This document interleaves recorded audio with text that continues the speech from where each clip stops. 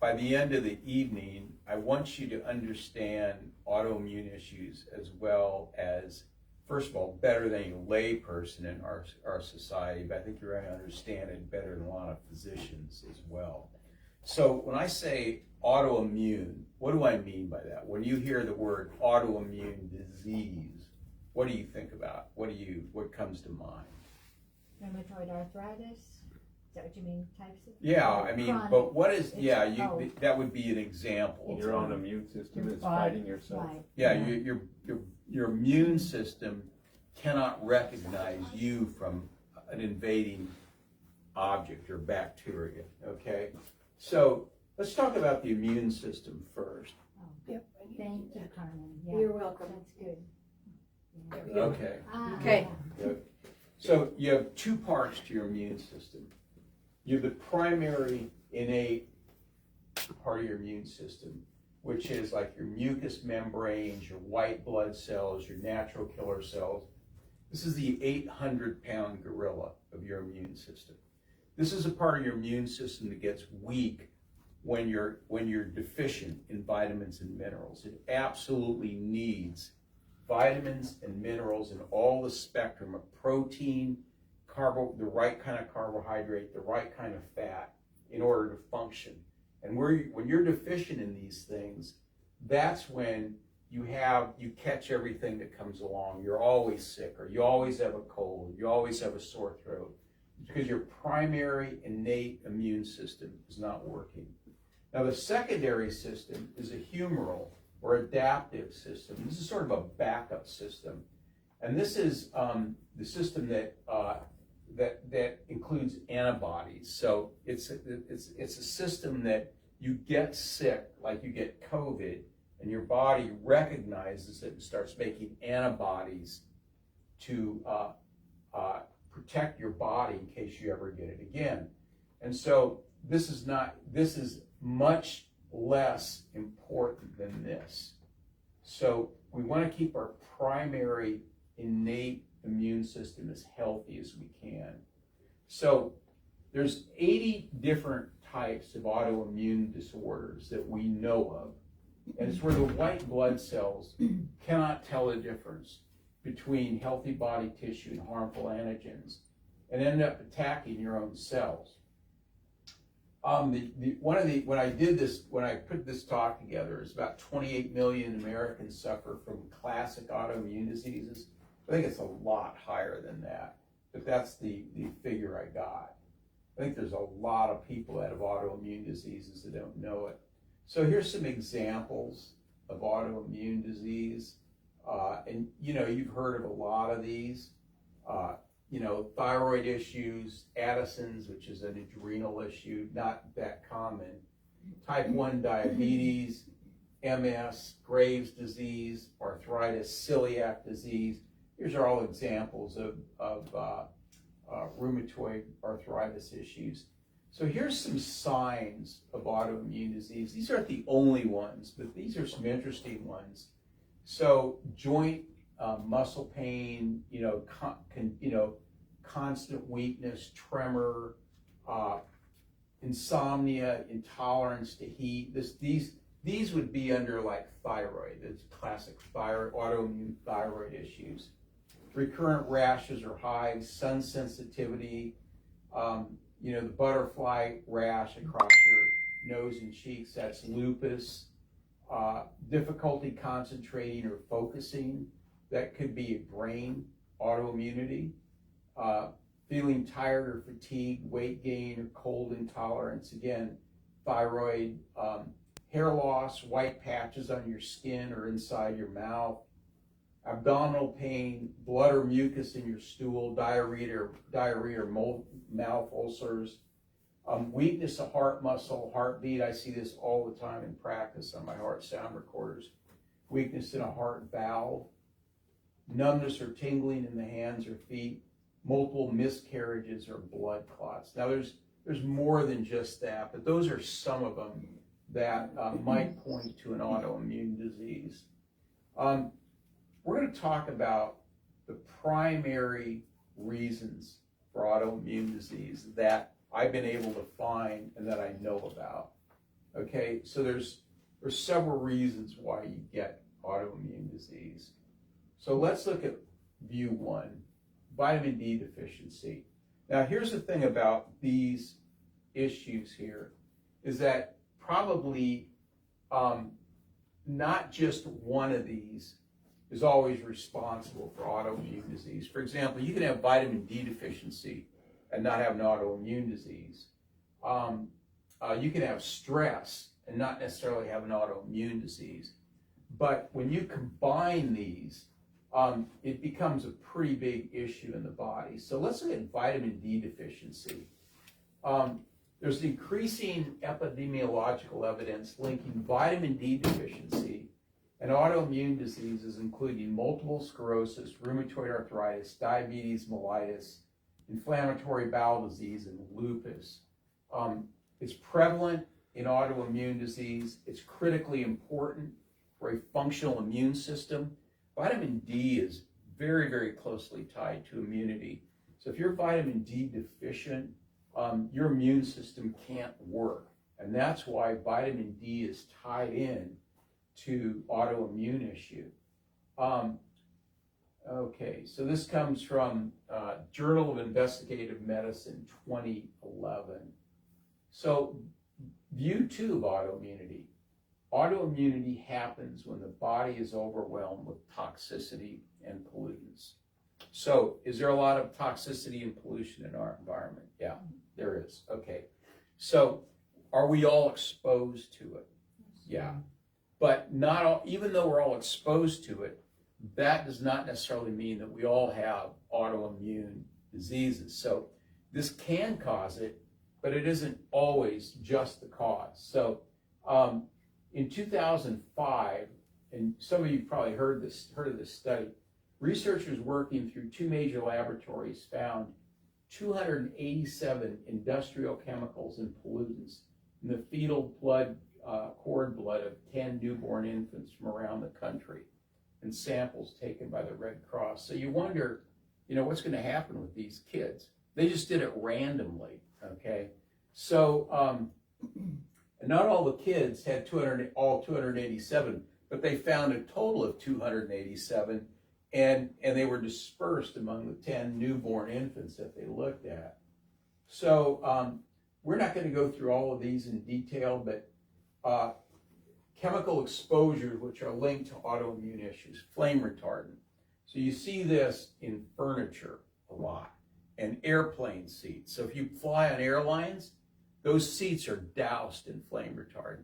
What's interesting about that is there's never been one study that shows that flame retardant on airline seats keeps passengers safe. There's no studies that show that. There's no studies that show during an airline crash that the flame retardants on seats prevents people from getting burned. Not one study. So this is the reason they put flame retardant on those seats. Lobbying by the chemical industry. That's why. Teflon. If you have any Teflon pans, throw them out. Okay.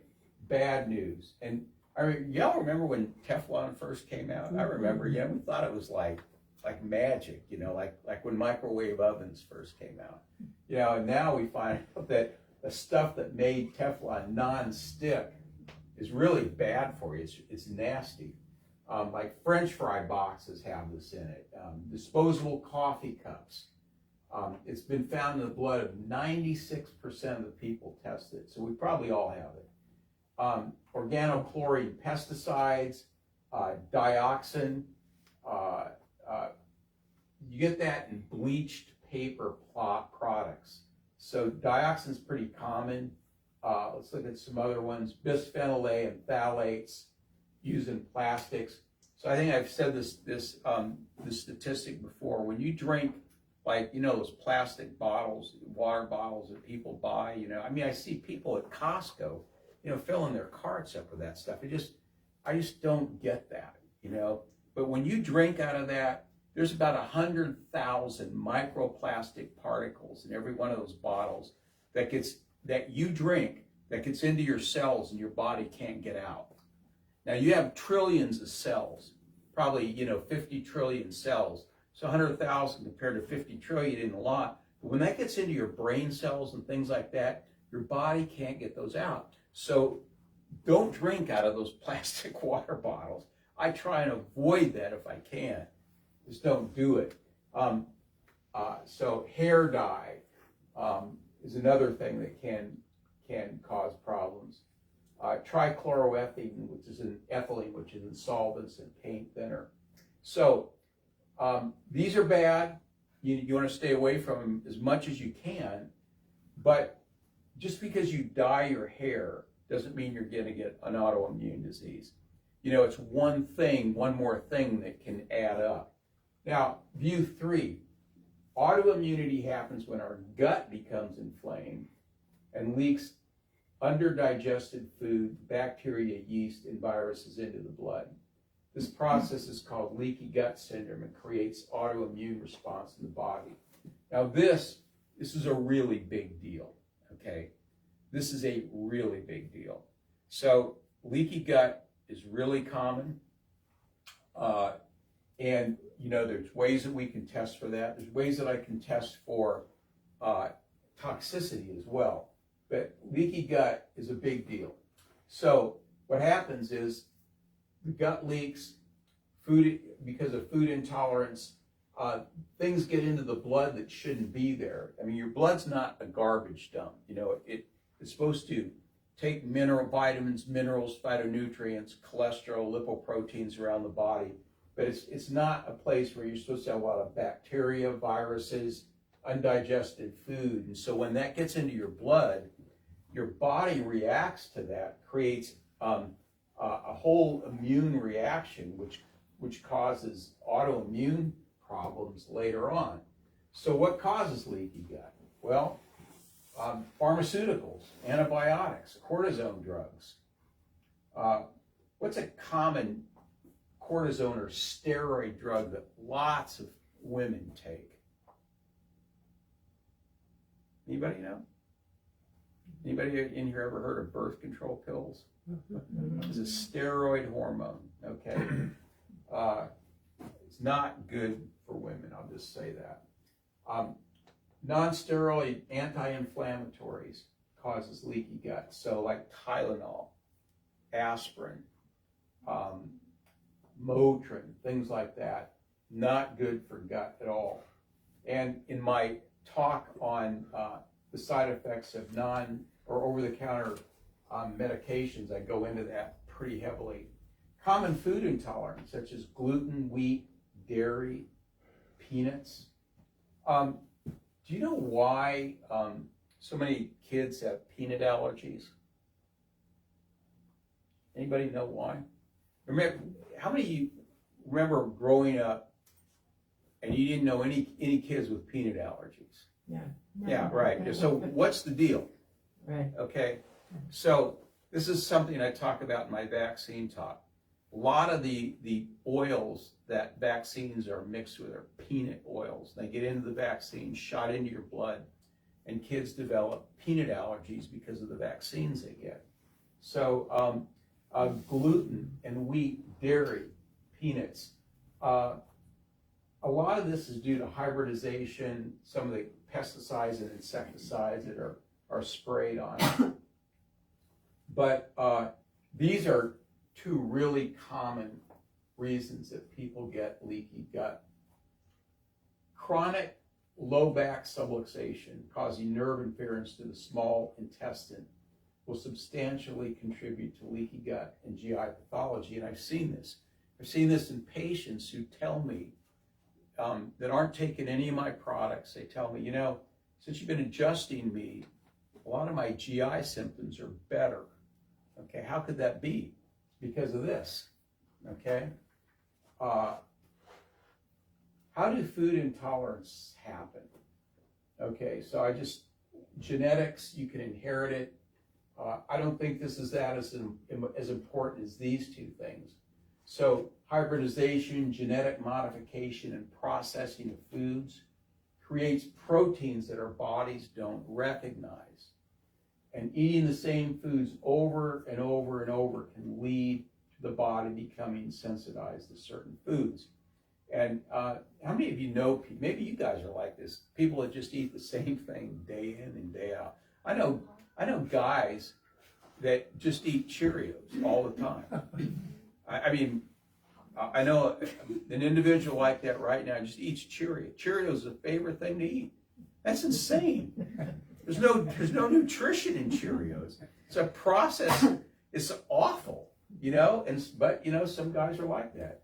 So the reason I have these mice up here with these huge tumors, this is a study that was done in France, and they did a study with mice, and they gave them one set of mice, regular mice chow. The other set was mice chow that was made from grain that had been sprayed with glyphosate or Roundup.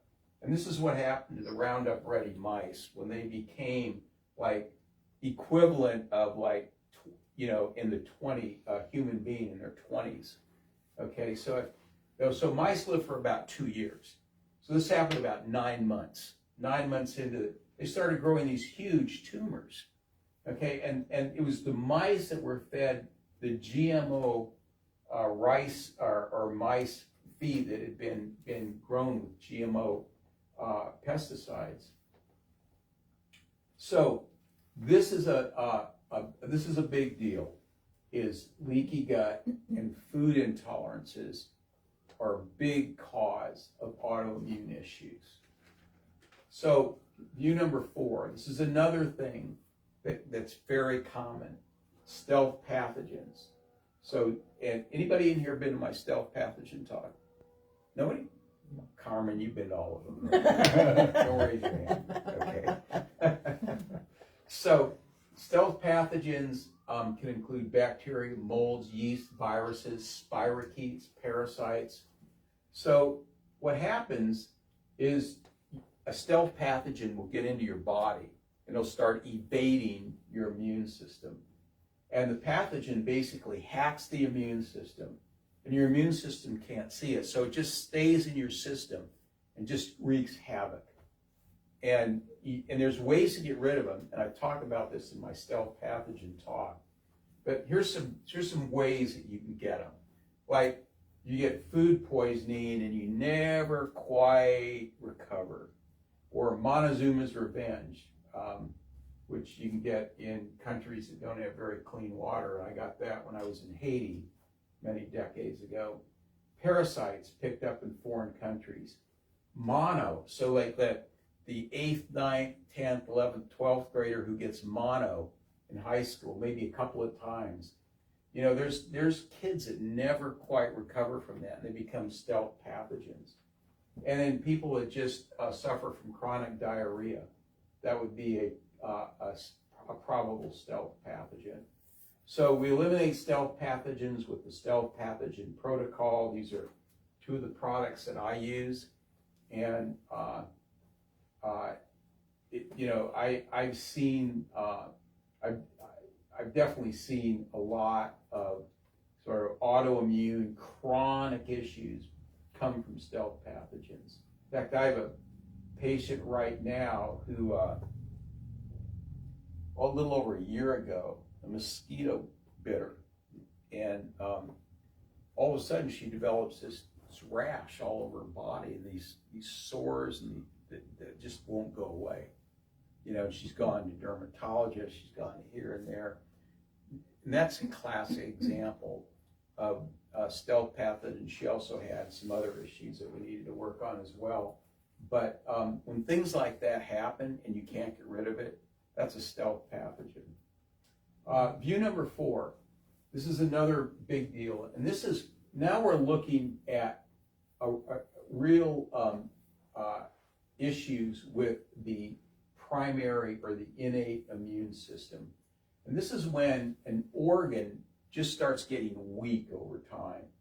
And because of that, the cell, the organ starts sloughing off tissue, and it leaks into the blood, and the body begins to create antibodies to that tissue and attack the tissue fragments, and it'll follow that back to the organ and attack the organ itself. So can anybody give me an example of how this could happen? Anybody? Why would it happen? Why would this happen? Not getting enough blood flow to the organ. That could be. So hypoxia, low oxygen, yeah, that could be it, sure. And what is something that would cut off blood flow to an organ? Stenosis. Stenosis caused by maybe arterial plaquing. Okay, okay. So that, yeah, that could be a cause. Anything else? You're low on antioxidants, Yeah, so so the, they help the cells grow and reproduce healthfully. so the cells of the organ just aren't healthy. Okay, so think about this. What would cause an autoimmune process, say, to the liver? What do you think? Excessive drinking. Yeah, that's right. Alcoholism. Yeah, that would be one thing for sure. You know, toxicity. You're around toxins all the time. I remember one time. This is when I first graduated from college, and one of my undergraduate majors, almost a major, was in chemistry, and I went to work. I was going to work at this chemical plant. I think it was near Council Bluffs or something like that. And I walked into the plant, and the smell of chemicals was almost overpowering, and I couldn't believe people could work there, you know? And so, you know, working in an environment like that could definitely cause toxicity, and your liver has to get rid of all of that. So here's some causes of cell degeneration which lead to autoimmune disease. Trauma, so chronic infection, radiation, dehydration, severe acute infection, vaccination, nutritional deficiencies, toxicity, subluxation, and hypoxia. So, so you were right. There's one of them. There you go. So all of these can cause degeneration. So do you think that if you've got cancer and you've been irradiated like numerous times, that might not cause that organ to work right? Yeah. So these are things that can cause cell degeneration. How about nutritional deficiencies? Is there a problem with that in our culture? Yes. Yeah, I mean, like most people walking around have nutritional deficiencies, you know, and by the way, no extra charge for this information, okay? So what are the 3 biggest nutrients that people are deficient in that have the most research behind them, that we know absolutely these are the big 3? Anybody know what they are? Magnesium. That'd be one of them. Bingo, that's What? one. Magnesium. Magnesium, yeah. Vitamin D. Vitamin D is another one. What's number 3? Iron. Nope. Omega-3. Omega-3. You got 2 out of 3. That's pretty good. Pretty good, Connie. Okay, those are the 3. Okay, so eventually the immune system will attack the organ itself, and this is when autoimmunity manifests as a disease. So, how is autoimmunity healed? Detoxify the body. In this case, determine the weak organ and tissue and give it the nutrients it needs to heal. How do we determine that? Blood tests. Yeah, blood work, laboratory testing. Beginning to use protomorphogen therapy, which I'll explain in just a minute. So what are protomorphogens? These are standard process PMG products. These are the cellular blueprints for healthy cells. And they are produced by the nucleus of each cell to regulate growth and function, common to all mammals. And taking PMG supplementally removes the interference of the cell by distracting autoantibodies away from the tissue. So they act as decoys. So let's say thyroid. So let's say you're taking a thyroid PMG. So that PMG will serve as a decoy to distract the autoimmune response of the body and keep it away from the thyroid so the thyroid can heal. So here's the 4 functions of PMG: decoy, oral tolerance. So taking a PMG reduces an antigen orally, reduces the antigenicity to the immune system, okay? It has protein and trace minerals, and it's a rich source of microRNA, which help regulate gene expression in all cells. So we have PMGs for a lot of organs here at the office. The one I use probably the most would be thyroid, and that works really well. So these are typical standard process PMGs. Now, view number 5, and this is also a pretty big deal, is uncontrolled stress is a big factor in autoimmune disease. Big factor. Now, here, this information comes from an article I found on PubMed. Okay, so consequences of uncontrolled stress. It shrinks your brain volume and changes your brain structure. Is that good? No. Okay.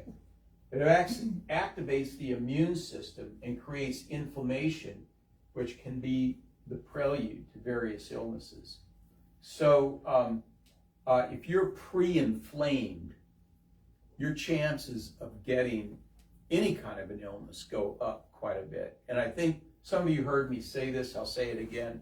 During COVID, the United States has 4% of the world's population. We had 16% of the world's deaths. Okay, why was that? Stress. People were locked up. They couldn't do what they were supposed to do. There was a lot of stress during that time. Mm-hmm.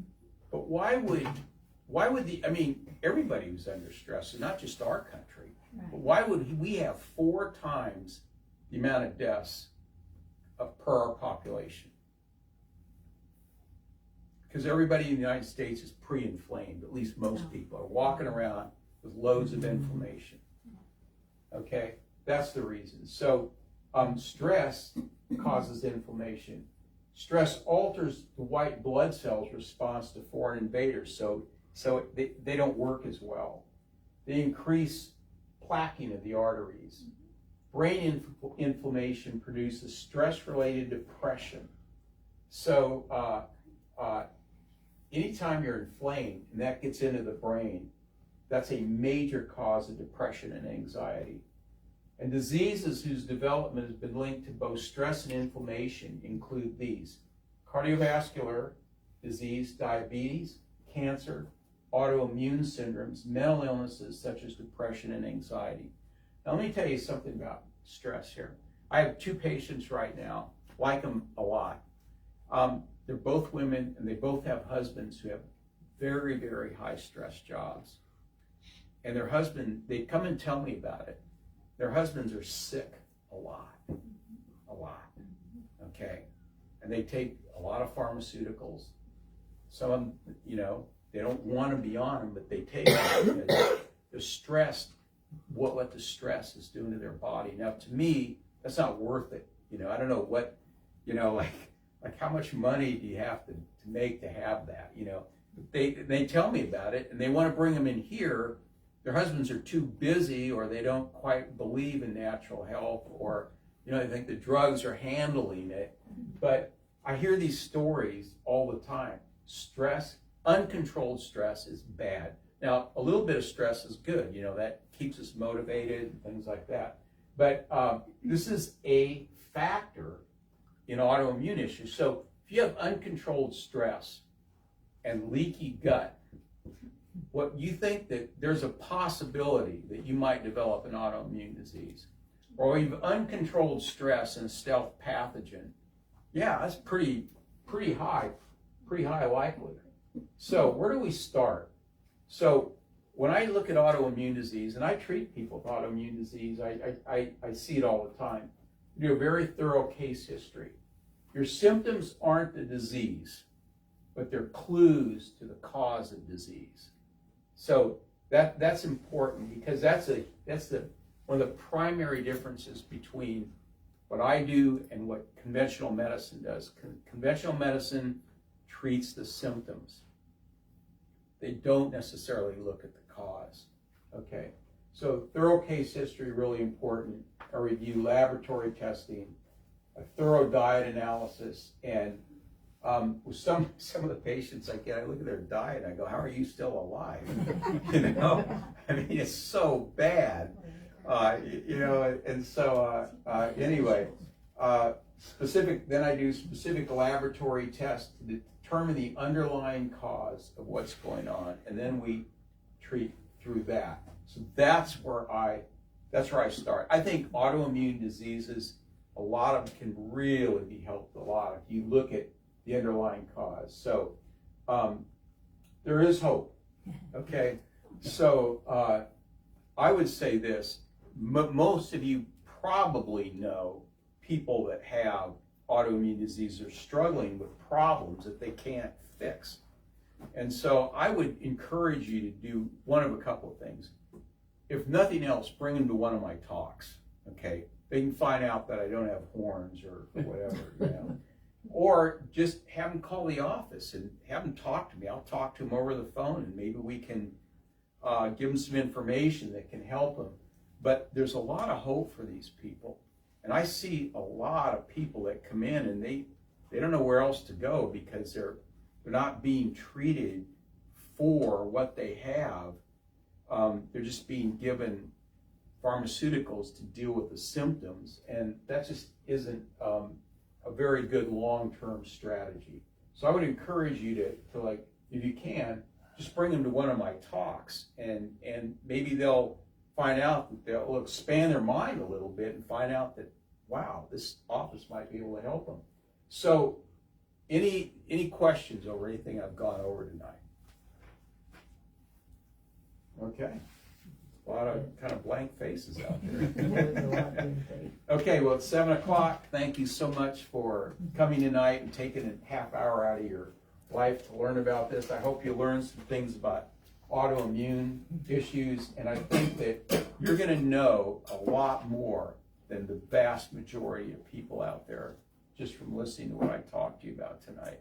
So good. God bless you. And my next talk is in 2 weeks. What is it, Carmen? The animal. Oh yeah, we're doing natural health care for animals. So if you want to see how I adjust animals, I got several people bringing their animals, so we're going to have a good time. As long as I don't get bit. Yeah.